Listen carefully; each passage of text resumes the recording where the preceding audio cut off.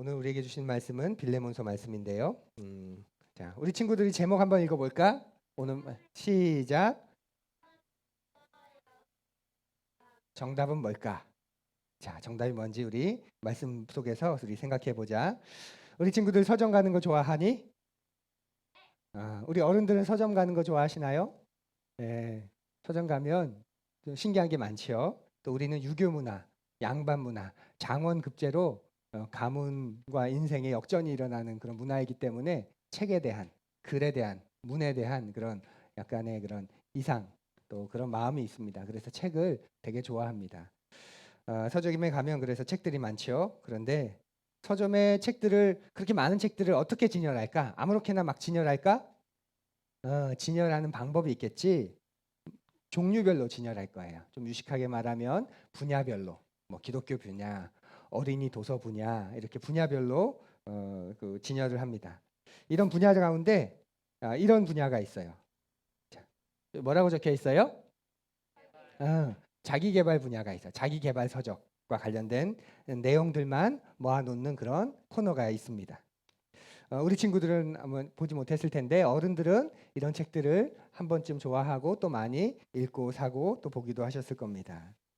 나를 개발시켜주는 책들이죠. 그리고 이런 자기개발 서적을 읽고 나면 어떤 마음이 드나요? 힘이 솟습니다. 막 내가 새로운 사람이 된 것 같고 이제 하면 될 것 같고 내가 이제까지 이걸 몰랐었구나. 이제 변화가 있을 거야. 그런 마음이 막 듭니다. 제가 가장 많이 읽었던 자기개발 서적이 한 권 있는데 바로 이 책입니다. 제목이 뭐예요? 어, 실수했다. 제목 읽을 필요가 없는데 좋은 책도 아니어서 자서전이라고 누군 얘기하지만 제가 보기엔 자서전이라기보다는 자기계발 서적인 것 같아요. 중학생 때 읽었는데 10번도 더 넘게 읽었습니다. 이 책을 쓴 사람은 아주 유명한 그 당시에 아주 유명했던 대기업 회장님이야. 이 회장님이 어떻게 자기가 성공했는지 세계적인 대기업을 꾸리게 됐는지 그걸 이제 책 전체에 걸쳐 적어놓은 책인데 되게 읽으면서 흥분됐고 가슴이 뛰었고 우와 나도 이런 사람이 될 것 같아 하는 그런 마음을 가졌던 적이 있어요.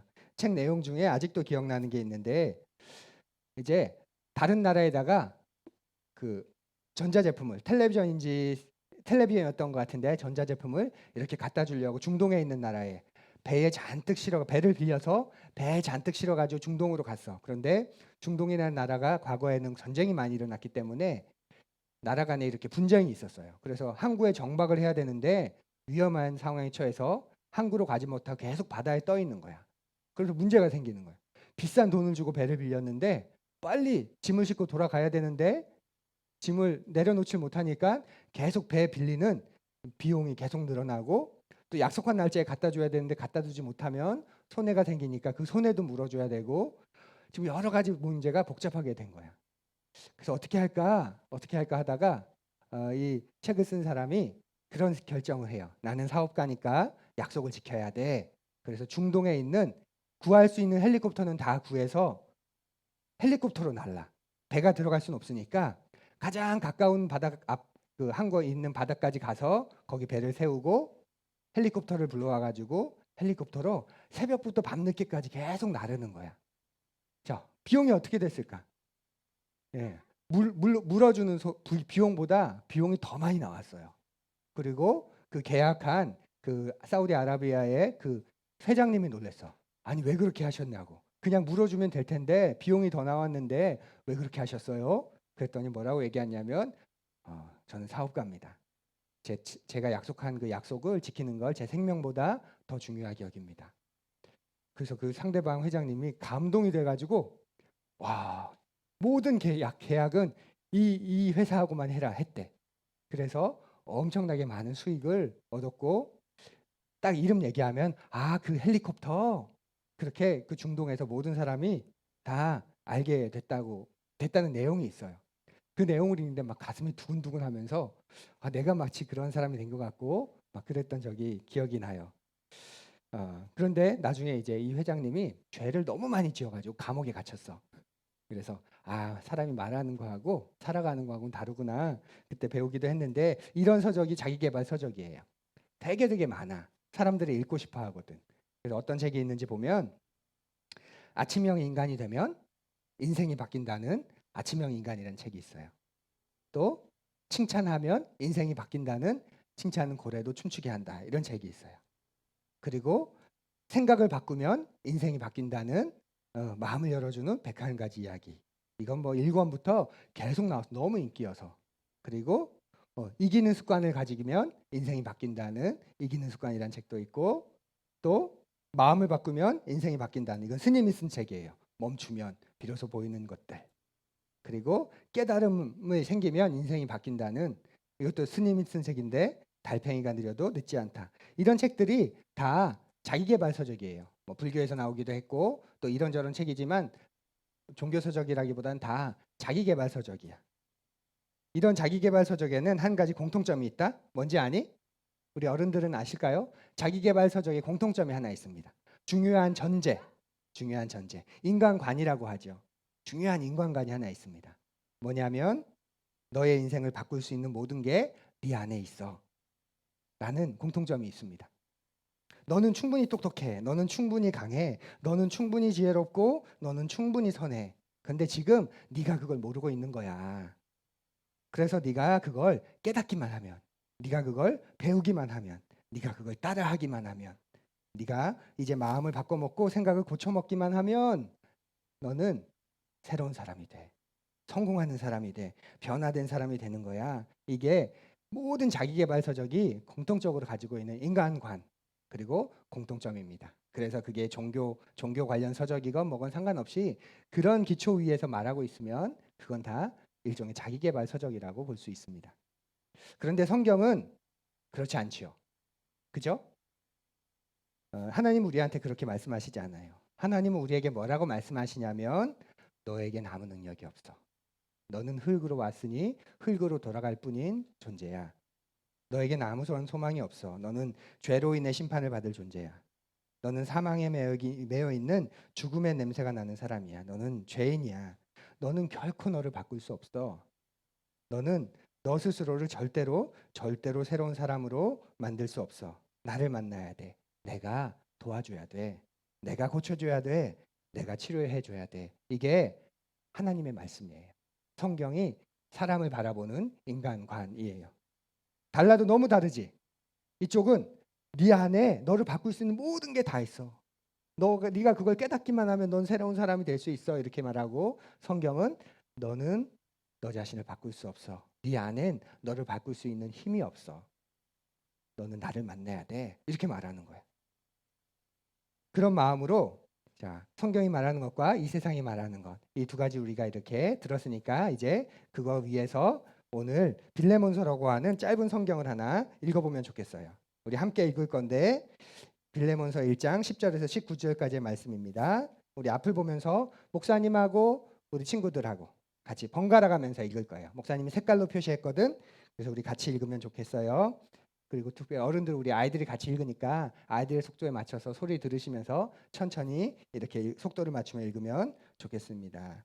우리 제가 먼저 읽습니다. 내가 갇혀 있는 동안에 얻은 아들 오네시모를 두고 그대에게 간청합니다.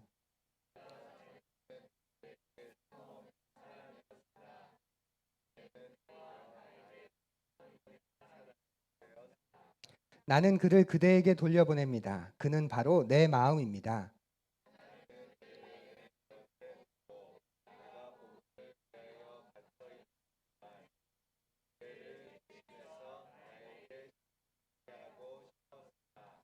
그대의 승낙이 없이는 아무것도 하고 싶지 않았습니다. 나는 그대가 선한 일을 마지못해서 하지 않고 자진해서 하기를 원하기 때문입니다.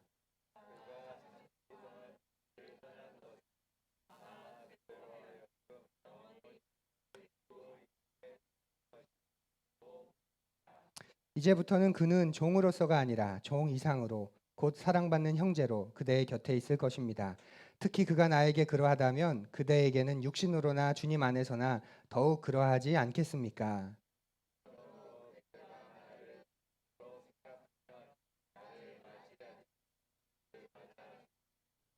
그가 그대에게 잘못한 것이 있거나 빚진 것이 있거든 그것을 내 앞으로 달아놓아 주십시오.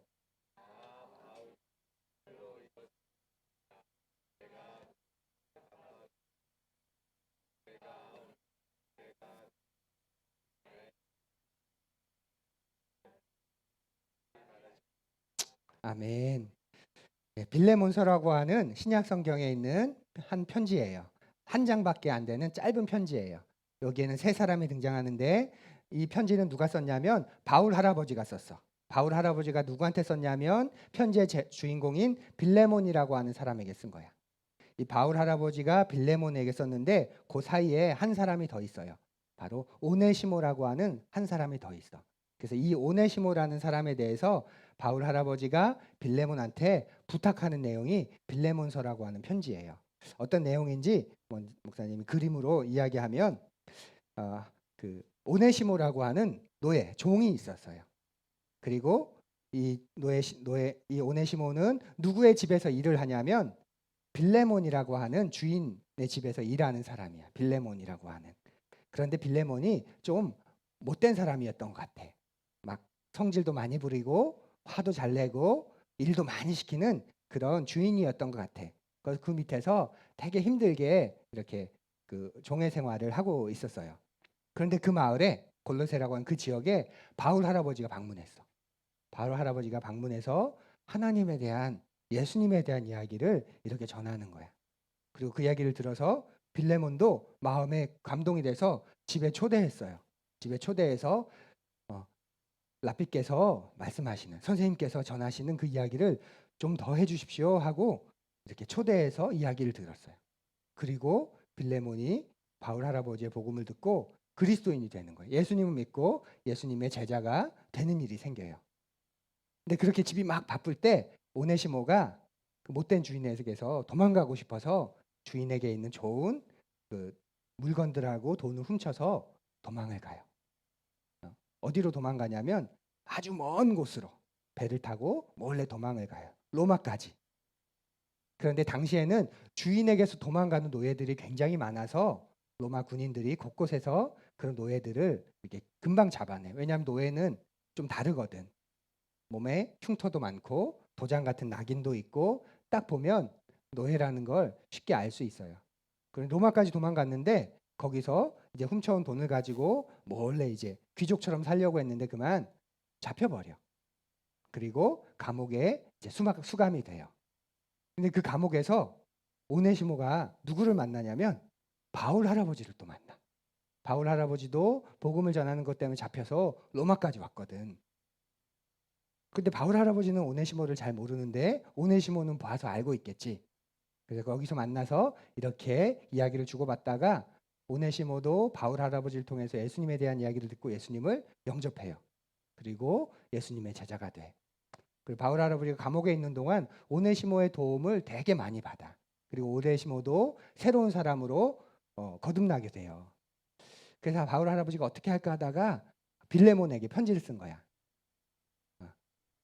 오네시모가 그대의 종이었는데 나쁜 짓을 해서 이렇게 도망와서 잡혀와서 감옥에 갇혔는데 이 오네시모가 이 감옥에서 나를 되게 많이 도와줘서 내가 오네시모 때문에 큰 도움을 입었고 오네시모도 그리스도를 영접하고 하나님의 자녀가 되었는데 빌레몬 당신이 이 오네시모를 용서해주면 어떻겠소? 그리고 하나님의 자녀로 노예가 아니라 이제는 하나님의 자녀로 예수 그리스도의 형제로 받아주면 어떻겠소? 하고 편지를 써줘요. 그리고 오네시모는 이제 풀려나서 이제 가게 되는데 다시 골로새로 돌아가요.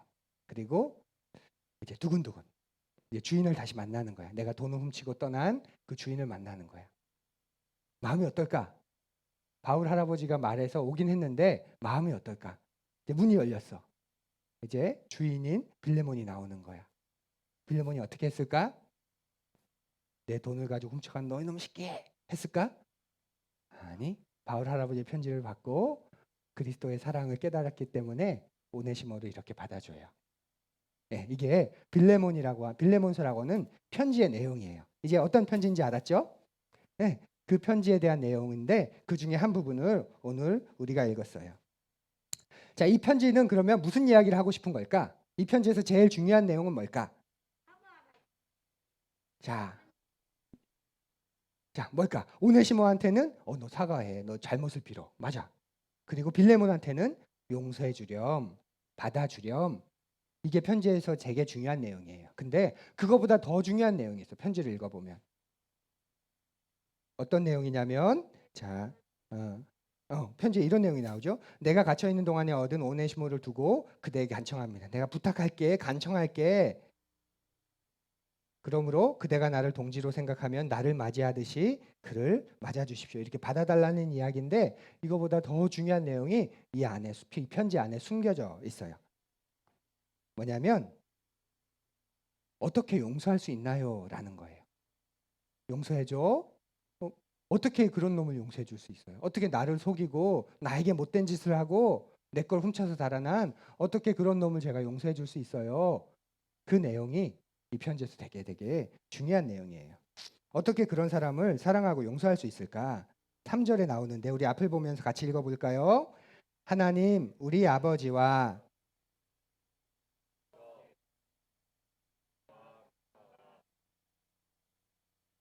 음, 아까 목사님 처음에 얘기했잖아. 우리한테는 그런 능력이 없어. 그런데 우리가 어떻게 용서할 수 있어?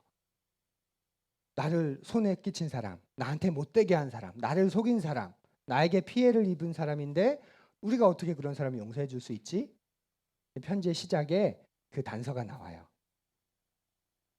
할 수 있는 방법은 하나님의 은혜와 평화를 경험하면 우리가 용서할 수 있게 되는 거야. 하나님의 은혜를 구하면 나는 할 수 없는데 하나님께서 도와주시면 우리가 할 수 있는 거예요. 그래서 바울 할아버지가 이 편지의 처음에 이 이야기를 하는 거야. 빌레몬 너 잘 알지? 하나님 우리 아버지와 우리 주님 예수 그리스도의 은혜와 평화를 우리가 받은 거 너 잘 알고 있지? 우리에게 그 은혜가 있는 거 너 기억하지? 이렇게 되새겨 주는 거예요. 그러니 용서해 줘. 받아줘. 그리스도가 우리를 받아주셨잖아. 하나님이 우리를 받아주셨잖아. 그러면서 또 한 가지를 더 말해요. 우리가 사랑할 수 있고 용서할 수 있는 한 가지 더. 바로 19절에 나오는데 이것도 읽어볼까요? 앞을 보면서 우리 친구들이 크게 읽어봅시다. 시작. 나 바울이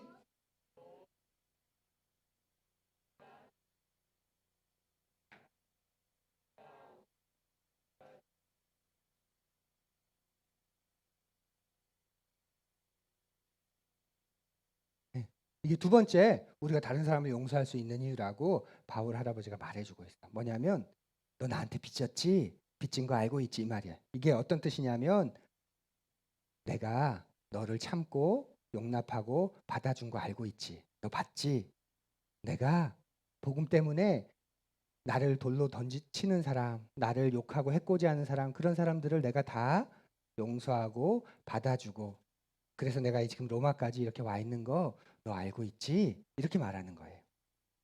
그거 잊으면 안 돼. 나한테서 배우고 보고 들은 거 그거 잊으면 안 돼. 이렇게 말하는 거야. 나를 계속 본받으라는 말이에요. 이게 우리가 다른 사람을 용서할 수 있는 바울 할아버지가 말하고 있는 두 가지 아주 중요한 힘인 거야. 우리는 다른 사람을 용서할 능력이나 사랑할 능력이 없어요. 목사님도 그래요. 목사님 좀 인자해 보이나? 어, 미안 모르겠어요. 그래 의미심장하다. 네. 근데 교회에서 목사님 되게 잘하는 것 같은 집에 가면 소리도 많이 큰 소리도 많이 치고 또 그 사랑하고 용서해야 되는데 잘 참지도 못해서 화도 많이 내요. 번번이 실패하는 거야. 우리는 맞아. 마음 먹었다고 결심했다고 결단했다고 되지 않아요. 우리가 만약에 마음 먹었다고 내가 결심했다고 내가 그렇게 생각했다고 깨달았다고 변하면 우리는 예수님을 믿을 필요가 있을까 없을까요? 필요 없어. 그냥 내가 마음 먹으면 되는데 우리가 예수님을 왜 믿겠어? 그지? 우리에게 왜 예수님이 필요하냐면 사람은 마음을 고쳐 먹었다고 마음을 바꿨다고 생각을 고쳤다고 깨달았다고 변하는 존재가 아니기 때문에 그래요. 변화는 전화는 되지만 그것을 계속 가져갈 힘은 우리에게 없어요. 내가 진짜 변하기 위해서는 바울 할아버지 말처럼 나보다 더 큰 존재를 만나야 되는 거야. 내 안에서 나를 바꿀 수 없기 때문에 내 밖에서 나를 돕는 분을 만나야 돼. 그래서 하나님을 만나고 하나님께서 나를 고쳐주시도록 우리가 늘 하나님께 나가야 되는 거예요. 그리고 두 번째로는 그렇게 살아가는 사람들을 우리가 본받아야 되는 거야.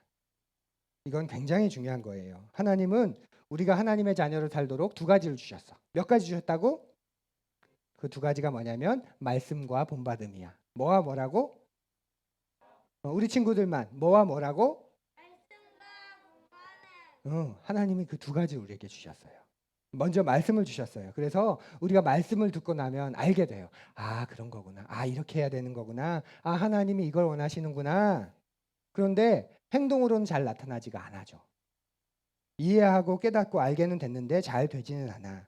그래서 하나님은 믿은 하나님을 본받을 만한 다른 믿음의 사람들을 우리에게 보내주셨어요. 그래서 본받는 건 성경에서 굉장히 중요해요. 본받는 것도 일종의 우리가 말씀을 듣는 것과도 똑같다고 말할 정도예요. 자, 이제 퀴즈를 할게. 우리 친구들이 잘 듣고 맞춰보세요. 자, 우리가 하나님을 믿는 것. 하나님을 믿는 건 자, 스마트폰을 하는 것에 가까울까? 아니면 야구를 하는 거에 가까울까? 자, 하나님을 알아가는 거. 더 쉽게 말하면 우리가 하나님을 알아가는 사람인데 우리가 하나님을 알아가는 건 스마트폰을 배우는 거에 가까울까? 야구를 배우는 것에 가까울까? 자, 우리 잘 생각해 보자. 자, 스마트폰은 어떻게 배우지? 설명서를 보고 배워요. 그죠? 아, 이 키를 누르면 어떻게 되고 끄고 싶을 땐 요걸 같이 누르고 화면을 확대하고 싶을 때 손가락 두 개를 어떻게 하고 전화가 뭘 하다가 전화가 왔을 때 그 전화를 받고 싶으면 어떻게 하고 그게 다 어디에 나와 있어? 설명서에 나와 있어. 스마트폰은 설명서를 통해 배우면 돼. 그러면 야구는 어떻게 배울까? 자, 야구 설명서라는 게 있을까? 야구는 설명서로 배우는 게 아니에요. 야구는 따라하면서 배우는 거예요. 어떻게 배운다고? 따라하면서 배우는 거예요. 스윙을 잘하는 선수의 폼을 하루에도 1000번씩 따라하면서 축구 선수라면 슛이 좋은 선수의 그 슛폼을 100번씩 200번씩 매일 따라하면서 내가 그 축구를 그 야구를 배우는 거야. 코치 선생님이 가르쳐주는 동작을 수천 번씩 따라하면서 배우는 게 야구예요. 자, 그러면 하나님을 배우는 건 이 두 가지 중에서 어디에 가까울까? 하나님을 배우는 거, 하나님 설명서 있을까? 하나님을 배우는 건 맞아요. 기계를 배우는 것하고는 달라요. 하나님은 하나님을 잘 믿는 사람들을 보고 따라하도록 우리를 부르셨어요. 그래서 하나님을 배우는 건 닮아가는 거예요. 닮아가는 거. 하나님을 닮아가고 하나님을 가까이 따르는 사람들을 닮아가는 거예요. 그래서 성경에 보면 그렇게도 본받으라는 말이 많이 나오는 거야. 우리 몇 군데를 읽어볼까? 우리 다 함께 시작. 여러분의 지도자들을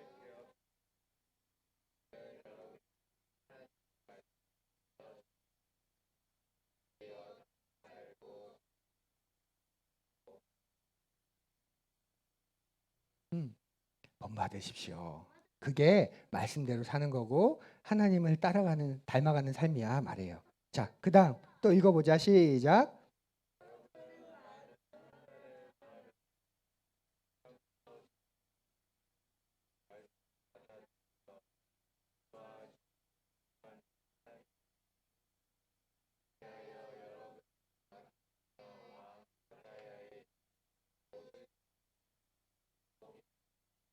네, 여기도 나오죠. 우리를 본받는 사람이 되었고 너희들도 본을 주는 모범이 되었구나. 이렇게 말하고 있어요. 자, 계속 시작.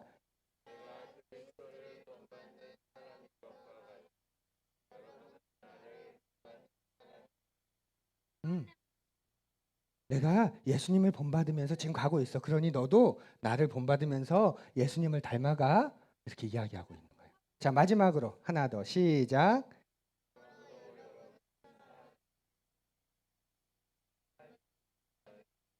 음, 이런 게 하나님을 본받는 삶의 모습이라고 말해요. 우리 친구들이 하나님을 닮아가는 건 바로 하나님을 잘 믿고 따르는 하나님의 말씀과 더불어서 그런 어른들을 이렇게 본받고 따라하는 걸 통해서 우리 친구들이 잘 하나님을 닮아갈 수 있어. 그래서 우리가 같이 이렇게 예배 드리는 거야. 너희들끼리 예배 드릴 땐 예배 드리는 게 이게 다인 것 같은데 이렇게 같이 모여서 예배 드리다 보면 아, 어른들은 이렇게, 이땐 이렇게, 아, 이렇게 또 이땐 이렇게 해야 되는구나. 우리가 알게 되고 배우게 되면서 너희들의 예배 드리는 모습이 더 변하게 되는 거예요. 그래서 우리 친구들 아빠처럼 엄마처럼 교회 안에 삼촌처럼 이모처럼 또 교회 안에 있는 형처럼 오빠처럼 또 누나처럼 언니처럼 그렇게 하나님을 닮아가고 하나님을 가까이 하는 그런 우리 친구들이 되면 좋겠어요. 알겠죠? 그리고 우리 아이들에게 본받는 어른들이 되셨으면 좋겠습니다. 그러기 위해서 우리가 훈련도 해야 되고 또 의지적으로 교육적인 목적에서 이렇게 보여줄 필요가 있습니다. 예배하는 본을 보여주시고 봉사하는 본을 보여주시고 드리는 본, 살아가는 본 이런 본을 보여주시면 좋겠어요. 예배하는 본 어떤 게 있을까요? 미리 예배 자리에서 내 마음을 간추리는 것. 그것이 아이들에게 본이 되겠죠. 또 예배 속에서 예배의 순서에 적극 참여하는 것. 이것이 아이들이 아, 예배는 이렇게 드리는구나 하는 그 본이 될 겁니다. 봉사하는 본은 어떤 게 있을까요? 교회 안에서 교회를 섬기기 위해서 일정 역할을 맡아서 그걸 되게 성실하게 하는 모습을 보여줄 때, 그리고 그래서 예배가 더 깊어지는 모습을 보여줄 때 아이들은 아, 교회 안에서 이렇게 섬기는 게 당연한 거구나, 책임지는 게 당연한 거구나 하는 걸 배우게 될 겁니다. 드리는 본은 어떤 게 있을까요? 하나님께 드리고 또 교회 안에 있는 지체들한테 드리는 본을 우리 어른들이 계속 보여주면 좋겠습니다. 하나님께 드릴 때 우리가 먼저 두 손으로 정성스럽게 드리면 아, 헌금은 이렇게 드리는 거구나 당연히 알지 않을까요? 또 작은 것이지만 나누고 싶은 게 있을 때 우리 아이들의 손을 통해서 이거 누구 삼촌이 되게 좋아하는 반찬인데 이 과자 누가 되게 좋아할 것 같은데 이건 너무 많으니까 이건 교회 안에 있는 누구한테 좀 나누면 어떨까? 그러면 아이들이 알게 되겠죠. 나누는 기쁨을. 그리고 이렇게 나누는 게 큰 결단이 필요한 게 아니라 아주 자연스러운 거라는 걸 알게 될 겁니다. 살아가는 본은 어떤 게 있을까요? 우리의 말 속에서, 우리의 표정 속에서 우리가 본을 보이는 게 아닐까요? 어려움이 분명히 있는데 그 어려움 때문에 망가지지 않는 어른, 망가지지 않는 모습, 괴팍해지지 않고 자격지심이나 자기 비하나 자기 연민에 빠지지 않고 그걸 건강하게 해결하고 또 그걸 넘어가는 모습을 보일 때 우리 아이들에게 살아가는 본이 될 겁니다. 우리는 우리의 자녀가 날 닮기를 그렇게 그 생각하는 부모들이 꽤 많습니다. 건강하기 때문에 그렇죠. 우리 아이가 날 닮았으면, 나처럼 살았으면, 그 건강 부모로서의 건강함이지요. 그런데 교회에서는 교회의 후배들이 날 닮았으면 하는 어른들은 별로 없습니다. 그렇지 않나요? 여러분 어떠세요? 우리 교회 다음 세대가 나를 좀 닮았으면, 내 신앙을 닮았으면 하는 마음 있으세요?